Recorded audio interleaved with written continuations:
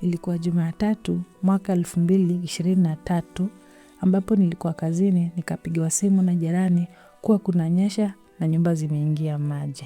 Nilitoka kazini na kuchukua gari nikielekea nyumbani. Nikiwa kwa gari nilikuwa na mawazo kuhusu watoto wangu na document ambazo zilikuwa kwa nyumba. Niliweza kuchukua pikipiki ili niweze kufika haraka. Kufika kwa boma yetu nilipata watu wamejaa. Kila mtu anashout maji maji maji, na wengine walikuwa kwa manyumba zao wanaokoa vitu zao. Nilishikwa na mshtuko sana kuona nyumba yangu imejaa maji, ambapo nilikaa pembeni na kujifikiria la kufanya. Wakati najifikiria, nilipigiwa simu kutoka shuleni kuwa shuleni kumejaa maji na watoto wanafaa kuendewa shuleni na wazazi wao.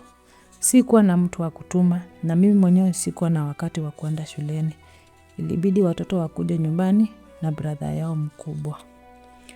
Niliendelea kutoa vitu zangu kwa nyumba, ambapo kwa hiyo nyumba kulikuwa kumejaa maji imechanganyikana na sewage. So kulikuwa na harufu mbaya ilikuwa inatoka hapo. Wakati natoka nje, nilipata watoto wangu wamesimama kwa corridor. Wamenyeshewa. Kila mahali kumejaa maji. Nguo zao ziko na maji, vitabu zimejaa maji, viatu zimejaa maji. Nilishtuka sana kuona watoto wangu wakiwa katika ile hali ya kwamba singeweza kuwasaidia. Watoto wenyewe walishtuka kuona ile situation ya kwenye shuleni ndio bado yenye iko huku nyumbani. Hawakuweza kujizuia, walianza kulia, ambapo mimi kama mzazi nilihisi vibaya kuona watoto wangu wakilia na singeweza kusaidia, ambapo pia mimi nililia. Niliwachukua na kuwaeka kando, nikaweza kuwapatia maarifa kidogo kuwa tutatoka kwa hii area na tuende mahali pengine pazuri. Wakati tunapojifikiria la kufanya na pa kuenda, kulikuja msamaria mmoja, mwanamke akatuuliza kuwa kama anaweza tusaidia. Tuliitikia ndiyo.